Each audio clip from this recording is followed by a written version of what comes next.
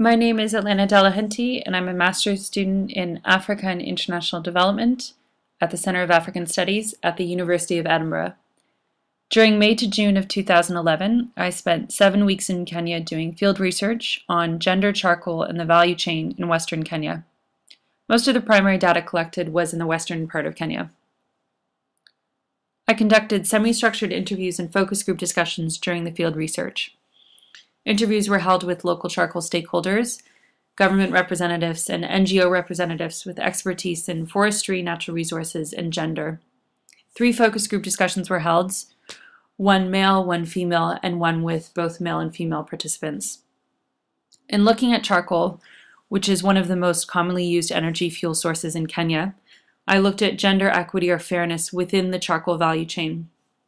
The charcoal value chain represents charcoal production from the planting of the tree seed, which becomes a tree eventually cut down and burned to create charcoal, all the way through to charcoal distribution and sale.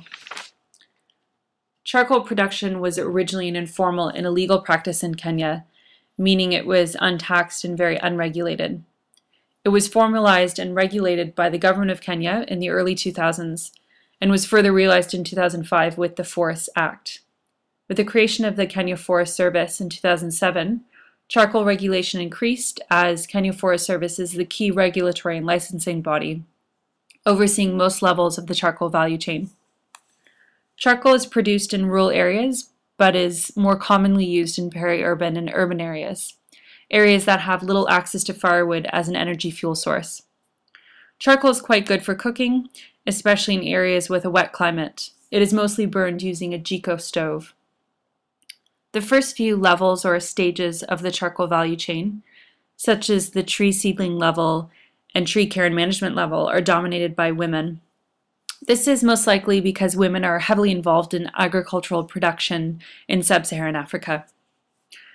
Tree seedlings are planted in tree nurseries or farms. After this growing period, trees are cut and burned. These levels of cutting and burning are mostly dominated by men.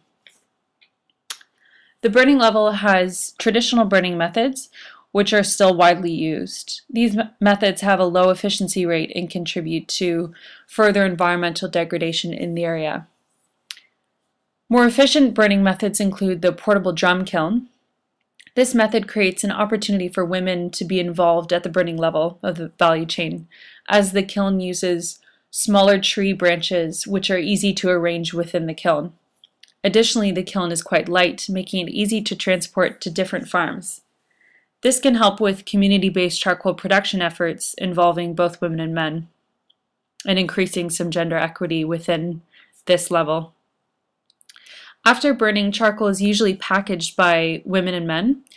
It's packaged in large 30 to 50 kg sacks and transported by either large-scale or small-scale methods. Large-scale transportation is done by lorry or boat, mostly by men, while small-scale transportation is done by donkey, bicycle, or motorcycle, with both women and men taking part. It's worth noting that women have little, if any, access to motorcycles for their own use in small-scale transportation. The next level in the value chain is usually distribution and sale of charcoal. Large-scale distribution and sale is dominated by men, while small-scale is usually dominated by women.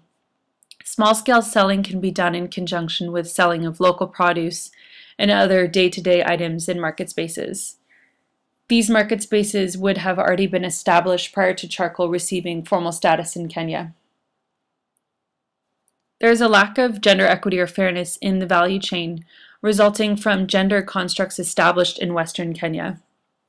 These constructs clearly define the roles of women and men within charcoal production and the value chain. The reason why gender equity is an issue within the value chain is due to unequal distribution of resources. Women and men's access to and control of resources is really not the same. There's an imbalance between women and men in resources gained for labor done, with men generally controlling a substantial amount of the resources. Resources gained from producing, transporting, and selling charcoal are not always distributed evenly within the household. This then creates quite an imbalance in gender dynamics between women and men in the household, as well as the greater social sphere within Kenya.